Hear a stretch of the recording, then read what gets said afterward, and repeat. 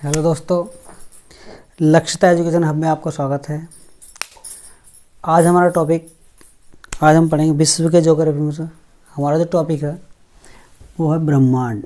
ठीक है, तो ब्रह्मांड के कुछ बिंदुओं को हम जानेंगे जो एग्ज़ाम के लिए अति महत्वपूर्ण है। उनके लिए हम पूरी जानकारी यहाँ आप लोगों को देंगे। ठीक है, तो सबसे पहले हम क्या करते हैं, ब्रह्मांड पढ़ेंगे। ठीक है, ब्रह्मांड क्वेश्चन आता है, ब्रह्मांड के अध्ययन को क्या कहते हैं? तो ब्रह्मांड के अध्ययन को कहा जाता है कॉस्मोलॉजी। क्या कहा जाता? कॉस्मोलॉजी।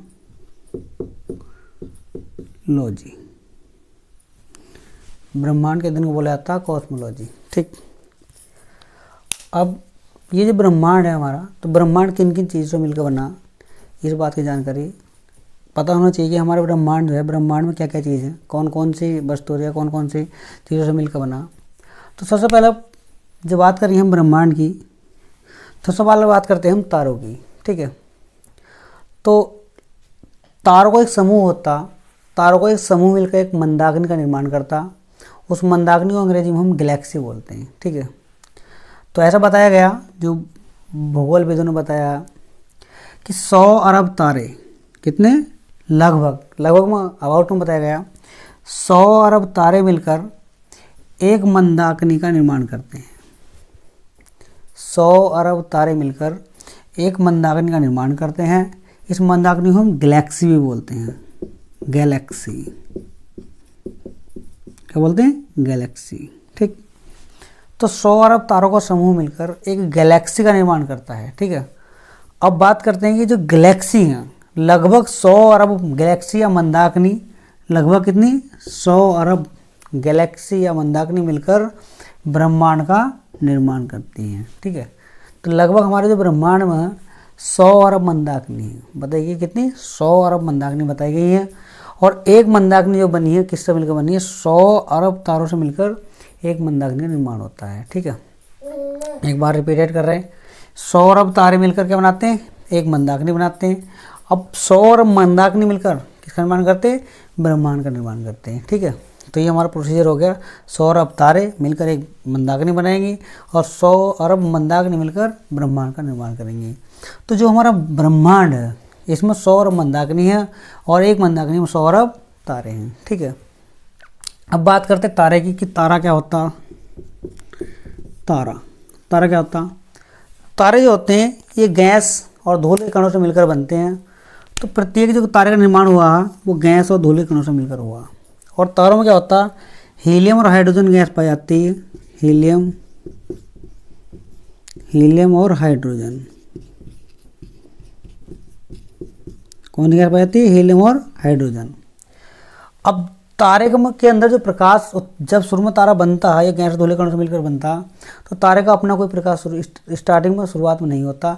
लेकिन जब हीलियम और हाइड्रोजन गैस संलयन करती है आपस में, तो इसमें ऊर्जा बनती है और उसके बाद इनका अपना संलयन के कारण उनका प्रकाश बनता है। ठीक है, तो तारे का अपना प्रकाश किस कारण बना? हीलियम और हाइड्रोजन के संलयन के कारण। हीलियम और हाइड्रोजन के योग से या हीलियम और हाइड्रोजन के संलयन के कारण तारों का अपना प्रकाश हुआ।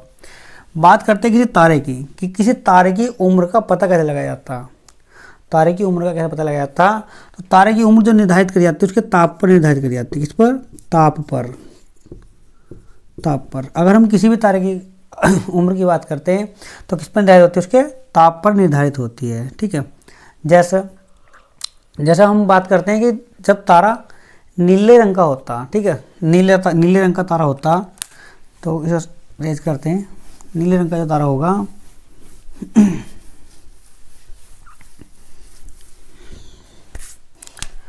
नीला तारा।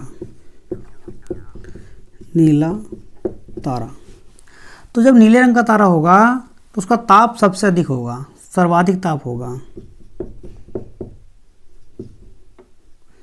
जब नीले रंग का तारा होगा तो उसका ताप सबसे अधिक होगा, तो उसके ताप का पता चल जाता है। उसका ताप जब सबसे अधिक होगा, उसको नीले रंग का तारा जब होगा उसको सबसे अधिक ताप वाला तारा कहेंगे। और एक नाम और दिया जाता है, इसको बोला जाता है युवा तारा। तो युवा तारा कैसे रंग का होगा हमारा, नीले रंग का। फिर मैं बता रहा एक बार कि तारे की जो आयु पता करी जाती है, वो तारे की जो आयु पता करी जाती है वो कैसे पता करी जाती है, उसके ताप पर निर्धारित होती है। तारा क्या है, युवा तारा कैसा दिखाई देगा, नीले रंग का तारा। जो सबसे अधिक चमकीला होगा तो वो नीले रंग का तारा होगा, उसको क्या बोला जाएगा, युवा तारा। ठीक है। एक होता नारंगी रंग का तारा, नारंगी रंग का जो तारा होता उसको प्रौढ़ तारा कहा जाता। क्या कहा जाता, प्रौढ़ तारा, उसको नाम दिया जाता, प्रौढ़ तारे का नाम दिया जाता, प्रौढ़ तारा। क्या बोला जाता, प्रौढ़ तारा उसको कहा जाता। जो नारंगी रंग का तारा होगा उसको प्रौढ़ तारा कहा जाएगा। जब तारे की आयु ज़्यादा हो जाती है, जब उसके अंदर ऊर्जा की मात्रा कम हो जाती है, नाभिकीय संलयन कम हो जाता, तो वो उसको बूढ़ा तारा कहा जाता। क्या बोला जाता, बूढ़ा तारा। यानी कि उसका रंग कैसा हो जाता, लाल तारा। इसको बोला जाता है लाल दानव बोलते इसको हम, लाल दानव। क्या बोलते हैं, लाल दानव। तो जब तारे की जो ताप जब कम हो जाता, जब तारे का ताप सबसे कम होता तो उसको क्या बोला जाता, लाल तारा या लाल दानव बोला जाता। और ये कैसा होता है, ये बूढ़ा तारा होता। कैसा होगा, बूढ़ा तारा होगा। ठीक है, तो ये बूढ़ा तारा होगा। अब बात करते हैं तारे की तापमान की। तारे का सबसे अधिक तापमान होगा तो कैसा होगा, नीला तारा कहलाएगा। अब जो नारंगी रंग का होगा तो वो कैसा होगा, प्रौढ़ तारा कहलाएगा। और जो लाल रंग का तारा होगा वो कैसा कहलाएगा, बूढ़ा तारा कहलाएगा। ठीक है। अब जब लाल रंग का तारा होता तो एक विस्फोट होता लास्ट में, उसको सुपरनोवा विस्फोट बोलते हैं, सुपरनोवा विस्फोट।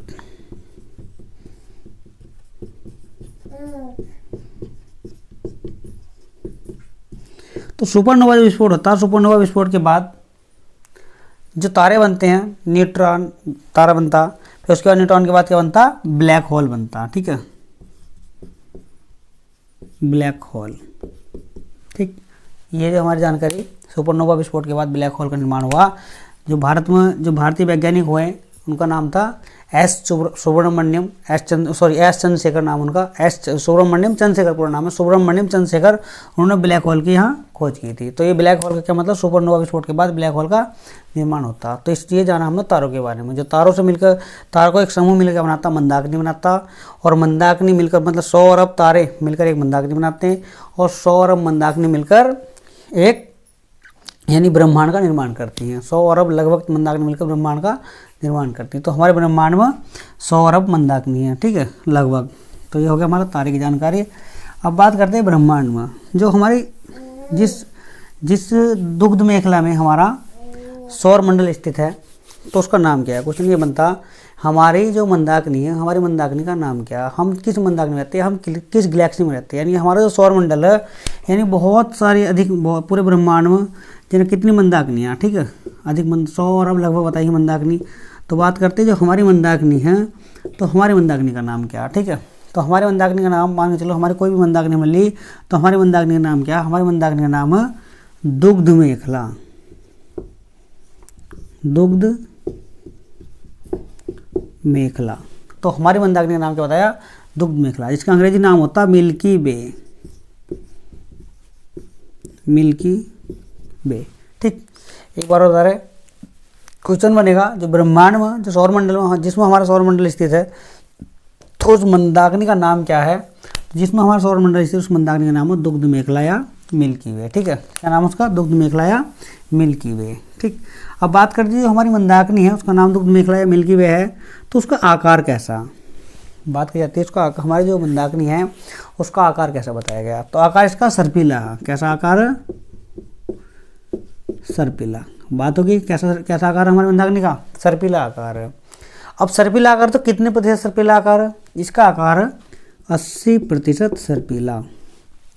एक बार मैं बता रहा फिर दोबारा, क्वेश्चन कई बार रिपीटेड है, बहुत बार पेपर में आ चुका है, एग्जाम में आ चुका है कि हमारी मंदाकिनी जिसमें हमारा सौरमंडल है, तो उस हमारी मंदाकिनी का नाम क्या है। ठीक है, तो जिसमें हम रहते हैं उस मंदाकिनी का नाम क्या, उस मंदाकिनी का नाम है दुग्ध मेखला या मिल्की वे। ठीक है, और इसका आकार कैसा है, इसका आकार 80% सर्पिला। ठीक है, हमारी जो मंदाकिनी है उसका आकार क्या है, 80% सर्पिला है।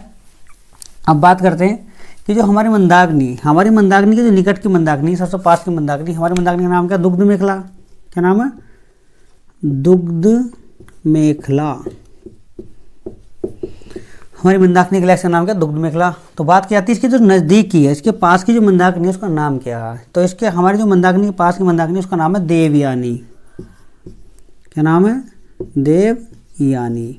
हिंदी नाम इसका देवयानी, अंग्रेजी नाम इसका एंड्रोमेडा है,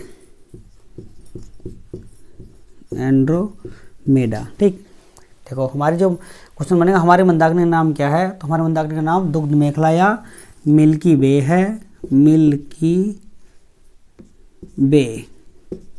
और हमारी मंदाकिनी की जो पास मंदाकिनी है तो उसका नाम है देवयानी या एंड्रोमेडा। ठीक है, तो एक क्वेश्चन और बनता है इसका, जो हमारी मंदाकिनी के पास की मंदाकिनी देवयानी या एंड्रोमेडा। अब ब्रह्मांड में खोजी गई सबसे नवीनतम मंदाकिनी का नाम क्या है। क्वेश्चन बनता है ब्रह्मांड में खोजी गई सबसे नवीनतम मंदाकिनी का नाम क्या है। तो सबसे नवीनतम जो मंदाकिनी है,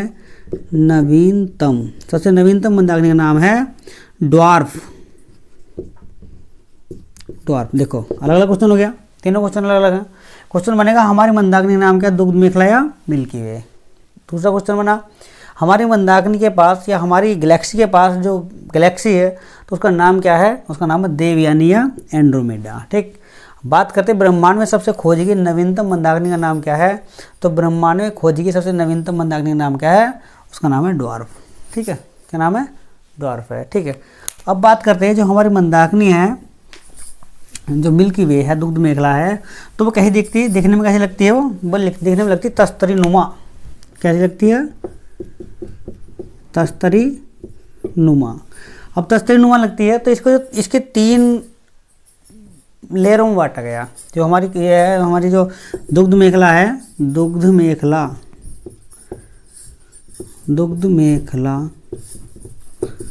इसको तस्तरी नुमा देखने में लगती है। कैसे लगती है, तस्तरी नुमा, मतलब प्लेट के आकार की। प्लेट बोलते हैं, अंग्रेजी में बोलते हैं हम प्लेट। क्या बोलते हैं, प्लेट। तो तस्तरी नुमा हमारी जो दुग्ध मेखला दिखाई देती है तस्तरी नुमा है। तो इसके 3 परत बताइए, 3 लेयर बताइए, 3 बल्जों में बांटा गया है, इसके 3 भागों में जो बांटा गया है। ठीक है,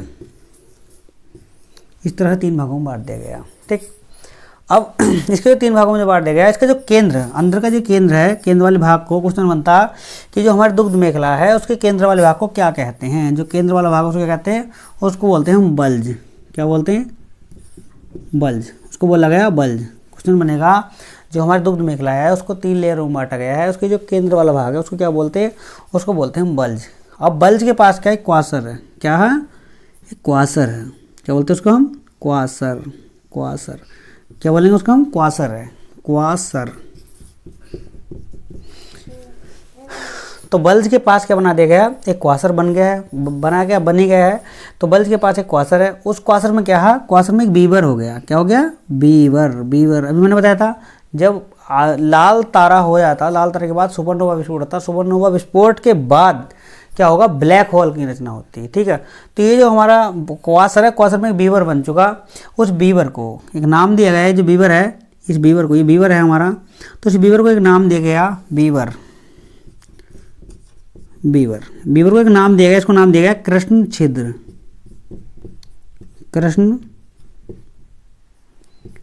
ठीक है, क्या नाम दिया गया, कृष्ण छिद्र। अब कृष्ण छिद्र को हम बोलते हैं अंग्रेजी में ब्लैक होल। क्या बोलते हैं, ब्लैक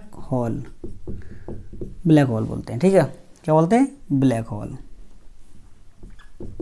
इसको बोला जाता है। क्या बोला जाता है, इसको ब्लैक होल बोला जाता है। अब बात करते हैं कि जो ब्लैक होल की खोज किसने की थी। क्वेश्चन बनता है ब्लैक होल की खोज किसने की थी। तो ब्लैक होल की खोज की थी सुब्रमण्यम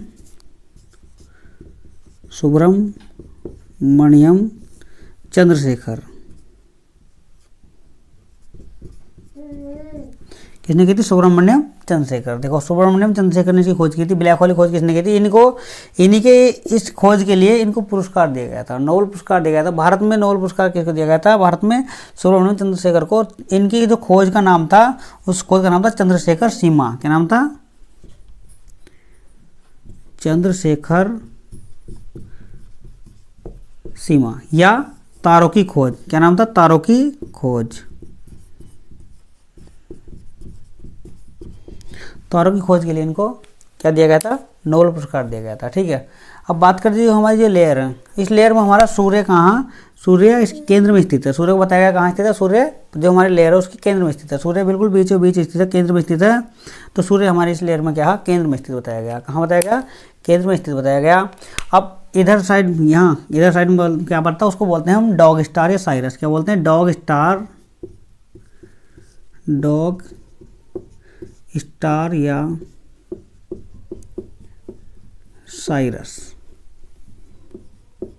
साइरस। ठीक, अब यहाँ पर था ये जो अंदर वाला केंद्र है, यहाँ पर था इस जगह पर, उसको बोलते हैं हम, क्वेश्चन आएगा कि सूर्य के बाद पृथ्वी के सबसे निकट का तारा कौन सा है। तो सूर्य के बाद सबसे निकट का तारा, उसका नाम है प्रोक्सिमा सेंचुरी। क्या नाम है, प्रोक्सिमा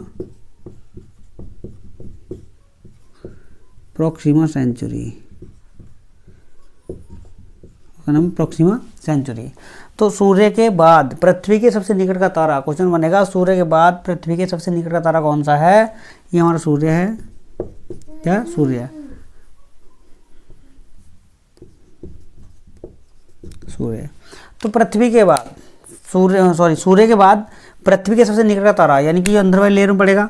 तो सूर्य के बाद पृथ्वी के सबसे निकट का तारा कौन सा है, तो उसका नाम है प्रोक्सिमा सेंचुरी। कई बार रिपीट हुआ, सूर्य के बाद पृथ्वी के सबसे निकट का तारा कौन सा है, प्रोक्सिमा सेंचुरी है। बात करते हैं साइरस या डॉग स्टार की। इसको बोला जाता रात्रि में सर्वाधिक दिखाई देने वाला तारा, रात्रि में सर्वाधिक चमकने वाला तारा, उसका नाम है साइरस या डॉग स्टार। क्या नाम है, साइरस या डॉग स्टार। ठीक है, एक बार फिर देख लो, जो हमारी दुग्ध मेखला है तो उसका तस्तरीनुमा है, आकार कैसा तस्तरीनुमा है, उसे 3 लेयरों में बांटा गया है। ठीक है, उसके जो अंदर वाला भाग उसको क्या बोलते हैं, हम बल्ज बोलते हैं। बल्ज के पास क्या है, क्वासर है, और क्वासर में बीवर हो चुका है। उस बीवर का नाम है ब्लैक होल या कृष्ण छिद्र या कृष्ण पिंड कहते हैं। अब कृष्ण पिंड की खोज किसने की थी, ब्लैक होल की खोज किसने की थी, सुब्रमण्यम चंद्रशेखर ने की थी।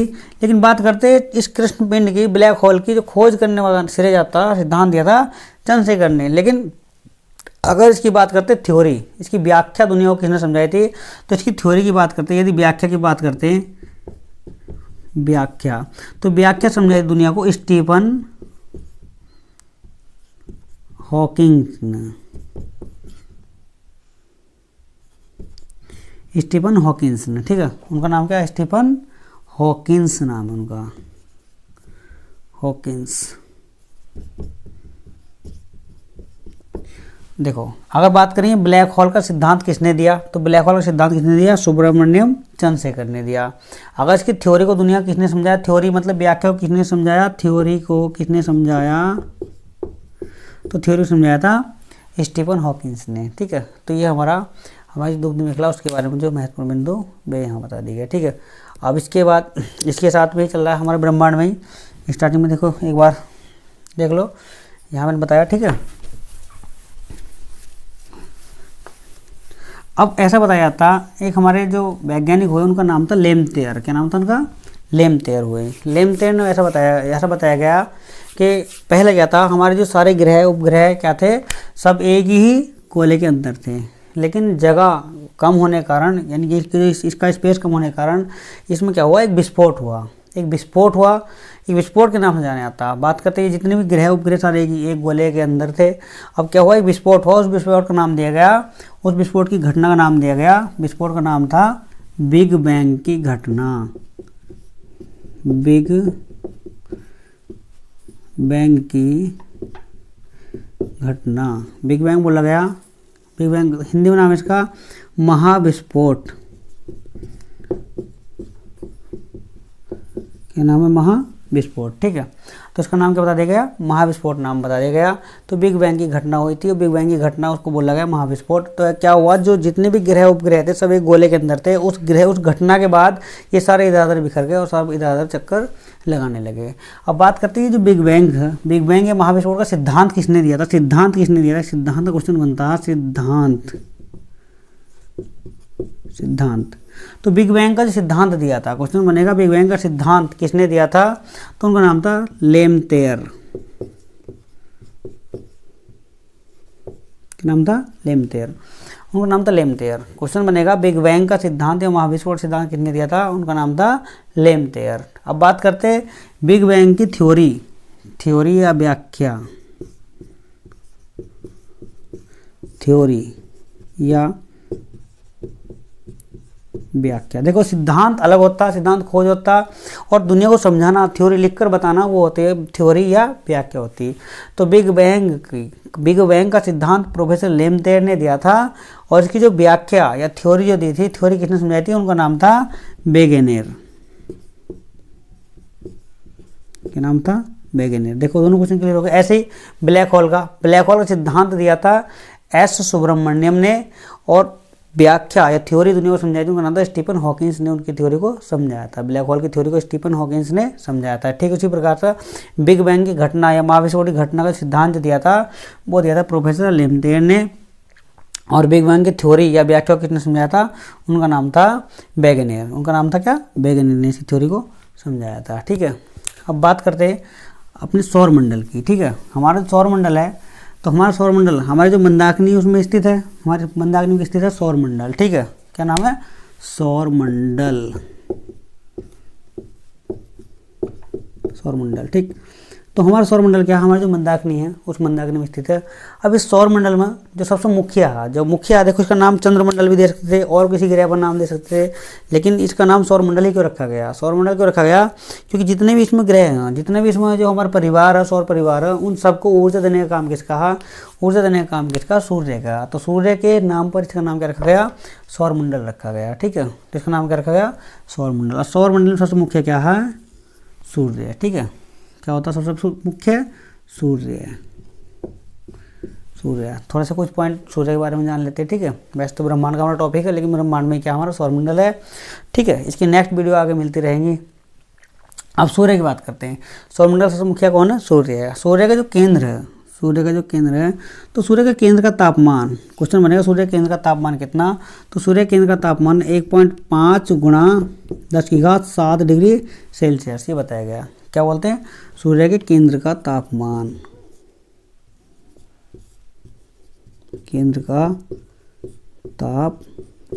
देखो सूर्य के केंद्र का तापमान कितना होगा? 1.5 गुणा 10⁻7 डिग्री सेल्सियस। बात करते हैं सूर्य की जो परत का बाह्य जो तापमान है, सूर्य परत का बाह्य तापमान, तो बाह्य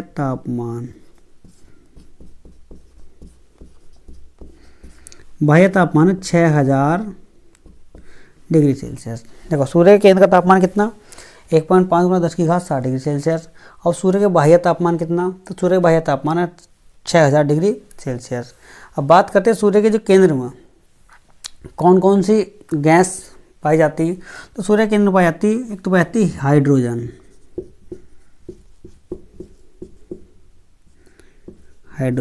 एक पाई जाती है हीलियम। तो हाइड्रोजन पाई जाती है सूर्य केंद्र में, उसका परसेंटेज है 71% पाई जाती है। कितनी पाई जाती है? 71% पाई जाती है। ठीक है, 71% क्या पाई जाती है? हाइड्रोजन पाई जाती है। और हीलियम जो पाई जाती है वो पाई जाती है 26.5%। ठीक है, 26.5%। तो 26.5% क्या पाई जाती है? हीलियम पाई जाती है। और 2.5% पाई जाती है अन्य गैस पाई जाती है, अन्य गैस 2.5%। देखो 2.5%। तो 71% तो क्या हो गया? 71% हमारा हो गया हाइड्रोजन, और हीलियम कितना हो गया? 26.5%। ठीक है, 26.5%। और अन्य गैस कितनी पाई जाती है? अन्य गैस पाई जाती है हमारी 2.5%। तो हाइड्रोजन की मात्रा कितनी? 71% हाइड्रोजन की मात्रा है।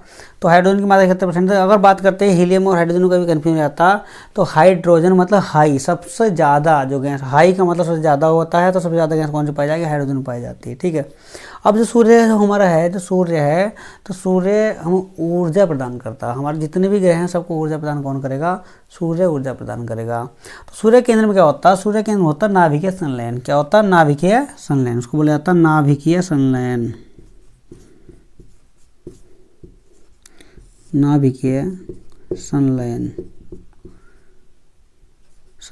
ठीक है, अब नाभिकीय संलयन का मतलब क्या होता है? नाभिकीय संलयन का मतलब होता है ये हाइड्रोजन और हीलियम का जुड़ना, मिलना, एक जगह मिलना। तो सूर्य केंद्र में क्या हो रहा है? हाइड्रोजन और हीलियम गैस आपस में मिल रही है, जिसके कारण हमें ऊर्जा मिलती चली जा रही है। ठीक है, सूर्य केंद्र में हाइड्रोजन और हीलियम आपस में मिल रही है, जिसके कारण हमें ऊर्जा मिलती चली जा रही है। अब ये जो ये जो घटना, इस घटना का जो वर्णन किया है, उसका नाम, उनका वैज्ञानिक का नाम है, उनका नाम है हैंस बैथ। क्या नाम है? हैंस बैथ। तो हैंस बैथ के वैज्ञानिक हुए हैंसवैथ ने बताया था कि सूर्य के केंद्र में, जो सूर्य का केंद्र है, सूर्य के केंद्र में 10⁻7 डिग्री सेल्सियस पर, कितना, सूर्य के केंद्र में 10⁻7 डिग्री सेल्सियस पर, कहाँ, सूर्य के केंद्र में, सूर्य के केंद्र में 10⁻7 डिग्री सेल्सियस पर हाइड्रोजन और हीलियम मिलकर क्या कर रहे हैं, नाभिकीय संलयन कर रहे हैं। मतलब हाइड्रोजन के 4 तत्व, हाइड्रोजन के कितने तत्व, 4 तत्व एक हीलियम का निर्माण करते हैं। ठीक है, हाइड्रोजन के 4 तत्व मिलकर किसका निर्माण करते हैं, एक हीलियम का निर्माण करते हैं, ऐसा बताया हैंसवैथ ने बताया। जो वैज्ञानिक हैंसवैथ हुए हैं उन्होंने बताया कि सूर्य के केंद्र में हाइड्रोजन के 4 तत्व मिलकर एक हीलियम का निर्माण करते हैं, वो 10⁻7 डिग्री सेल्सियस पर, जिसको हम क्या बोलते हैं, नाभिकीय संलयन। अब सूर्य से ऊर्जा मिलती है वो नाभिकीय संलयन द्वारा दी जाती है। किस द्वारा, नाभिकीय संलयन के द्वारा सूर्य से हमें ऊर्जा दी जाती है। ठीक है, तो ये हमारा सौर ऊर्जा का मतलब सूर्य से मिलने वाली जो ऊर्जा था उसका टॉपिक यहाँ हमारा। बाकी आगे जो बचे हैं इसके पॉइंट वो नेक्स्ट वीडियो में हम बता देंगे। उसके बाद हम क्या पढ़ेंगे, ब्रह्मांड के अंदर सौर मंडल पढ़ेंगे, जितने भी सारे ग्रह हैं उनकी जानकारी धीरे धीरे करके अगली वीडियो में हम दे देंगे। ठीक है, अभी फिलहाल यहाँ तक है। ठीक,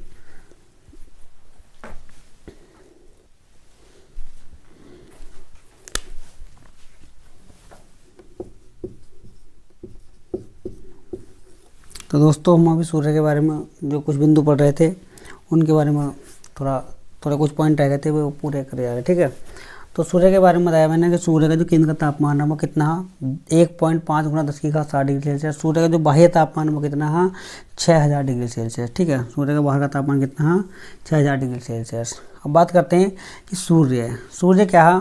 सूर्य को ये बोला जाता है सूर्य ऊर्जा का परंपरागत स्रोत है या ऊर्जा गैर परंपरागत स्रोत है। ये क्वेश्चन बहुत बार रिपीट हो चुका है कि सूर्य कैसा स्रोत है, ऊर्जा का परंपरागत या गैर परंपरागत। तो देखो दोस्तों ये क्लियर मैं कर रहा हूँ, सूर्य ऊर्जा का गैर परंपरागत स्रोत है। कैसा स्रोत है, गैर परंपरागत, गैर परंपरागत, कैसा, गैर परंपरागत। सूर्य ऊर्जा का स्रोत है, ऊर्जा स्रोत कैसा, गैर परंपरागत स्रोत है। ठीक है, ऊर्जा का गैर परंपरागत स्रोत है। देखो गैर परंपरागत का मतलब क्या होता है, गैर परंपरागत का मतलब होता है ऊर्जा के वे स्रोत जिनका नवीनीकरण किया जा सकता हो, नवीनीकरण किया जा सकता हो। कैसा, नवीनीकरण किया जा सकता हो, नवीनीकरण।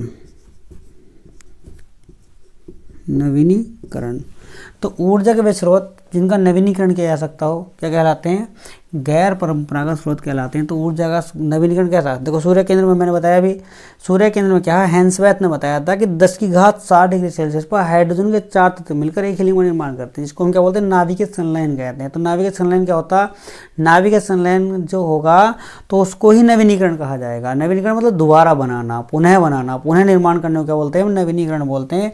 तो सूर्य क्या होगा, सूर्य के अंदर नवीनीकरण हो रहा है, इसलिए सूर्य ऊर्जा कैसा स्रोत है, सूर्य ऊर्जा का गैर परंपरागत स्रोत है। ठीक है, सूर्य ऊर्जा गैर परंपरागत स्रोत है क्योंकि इसमें नवीनीकरण होता रहता है। ठीक है, अब बात करते हैं सूर्य की। ठीक है, तो सूर्य में बात करते हैं प्रकाश मंडल की। प्रकाश मंडल क्वेश्चन बनेगा, प्रकाश मंडल किसे कहते हैं, किसे कहते हैं, प्रकाश मंडल किसे कहते हैं। तो सूर्य की जो दीप्तिमान सतह होती है, कौन सी दीप्तिमान सतह होती है, उसको क्या बोलते हैं, हम प्रकाश मंडल बोलते हैं। क्या बोलते हैं, जो सूर्य की दीप्तिमान सतह होगी, दीप्तिमान, दीप्ति मतलब प्रकाशवान जो सतह होगी उसको क्या बोलते हैं, उसको हम प्रकाश मंडल बोलते हैं। सूर्य की दीप्तिमान सतह को क्या बोलते हैं, प्रकाश मंडल बोलते हैं। ठीक है, अब बात करते हैं वर्णमंडल की। क्या, ये तो हो गया प्रकाश मंडल, बात करेंगे वर्णमंडल की। क्या बोलेंगे हम, वर्णमंडल। वर्णमंडल, देखो वर्णमंडल क्या होगा, जब सूर्य का वायुमंडल प्रकाश के वायुमंडल को अवशोषित कर लेता है तो उसको वर्णमंडल कहा जाता है। क्या कहा जाता है, वर्णमंडल कहा जाता है। देखो जब सूर्य का वायुमंडल प्रकाश के वायुमंडल को अवशोषित कर लेगा तो उसको वर्ण का मतलब होता है रंगीन, कलरफुल। ठीक है, तो रंगीन होता तो सूर्य क्या रहता है, लाल दिखाई देने लगता। ठीक है, तो उसको क्या बोला जाता है, वर्णमंडल बोला जाता। बात करते हैं यहाँ सूर्य धब्बा। एक क्वेश्चन बनता, सूर्य धब्बा किसे कहते हैं, क्या बनता, तो प्रकाश मंडल हो गया, वर्णमंडल हो गया। ठीक है, प्रकाश मंडल सूर्य की वह दीप्तिमान सतह जो प्रकाशवान रहती है उसे क्या बोलते हैं, हम प्रकाश मंडल बोलते हैं। अब वर्णमंडल का मतलब क्या होता है, वर्णमंडल जब सूर्य का वायुमंडल प्रकाश के वायुमंडल को अवशोषित कर लेता है तो वह रंगीन हो जाता है। ठीक है, तो वह कैसा हो जाता है, रंगीन हो जाता है। अब बात करते हैं, देखो नवीनीकरण हो गया, गैर परंपरागत हो गया और वर्णमंडल हो गया। ठीक है, अब बात करेंगे कि सूर्य का। ठीक है, बात करते हैं सूर्य धब्बे की। सूर्य धब्बे की क्या होता है? सूर्य धब्बा। सूर्य धब्बा, सूर्य धब्बा। देखो, सूर्य में पाए जाने वाले गैसीय खोल को सूर्य धब्बा कहते हैं। क्या बोलते हैं हम? सूर्य के अंदर पाए जाने वाले गैसीय खोल को गैसीय खोल। देखो, सूर्य के अंदर पाए जाने वाले गैसीय खोल को क्या बोलते हैं हम? सूर्य धब्बा बोलते हैं। क्वेश्चन बनता है सूर्य धब्बा किसे कहते हैं? तो इसका जो तापमान होता है वो 1500 डिग्री सेल्सियस कम होता है। अन्य जो तापमान जो अन्य सतह होती है उससे कम होता है। 1500 डिग्री सेल्सियस लगभग कम होता है। कितना? 1500 डिग्री सेल्सियस लगभग कम होता है जो सूर्य का जो अंदर का जो तापमान उससे और अन्य तापमान की अपेक्षा इसका तापमान सूर्य धब्बा जो गैसीय खोल होगा उसका तापमान अन्य तापमान की जो अन्य सतह के तापमान से 1500 डिग्री सेल्सियस कम होता है बस। और अब ये सूर्य धब्बा क्या है? मतलब गैसीय खोल होता है। गैसीय खोल क्या बोलते हैं हम? सूर्य धब्बा बोलते हैं। क्वेश्चन बनता है सूर्य धब्बा चक्र किसे कहते हैं? क्या बोलते हैं? सूर्य धब्बा चक्र किसे कहते हैं? या सूर्य धब्बा चक्र को कितना समय लगता है? ठीक है, सूर्य धब्बा चक्र।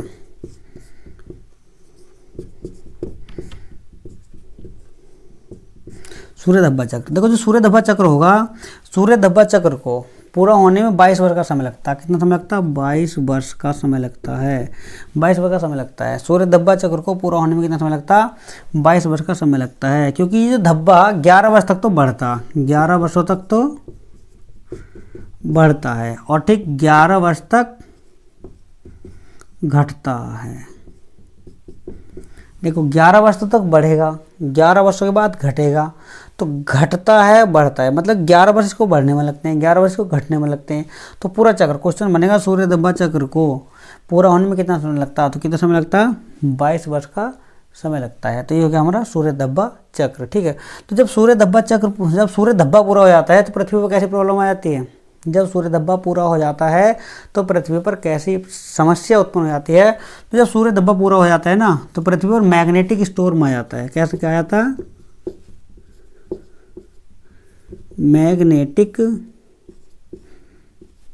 स्टॉर्म। जब सूर्य धब्बा पूरा हो जाएगा तो पृथ्वी पर कैसा क्या आएगा? Magnetic storm. इसको बोलते हैं हम चुंबकीय तूफान। क्या बोलते हैं? चुंबकीय तूफान।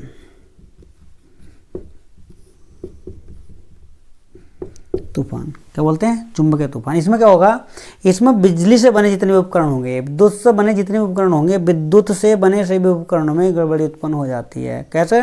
जब मैग्नेटिक स्टॉर्म आएगा पृथ्वी पर, चुंबकीय तूफान आएगा, तो विद्युत से बने सभी उपकरणों में,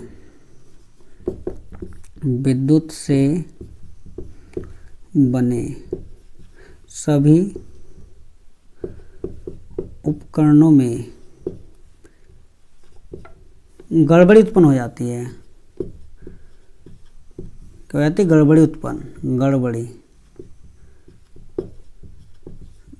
हो जाती है। देखो, जब सूर्य धब्बा पूरा हो जाएगा तो पृथ्वी पर कैसी प्रॉब्लम आएगी, कैसी दिक्कतें आएंगी? सूर्य धब्बा पूरा होने पर पृथ्वी पर क्या होगा? मैग्नेटिक स्टॉर्म आ जाएगा। मैग्नेटिक मतलब चुंबकीय तूफान या चुंबकीय झंझनावट बोलते हैं इसको। क्या बोलते हैं? चुंबकीय झंझनावट।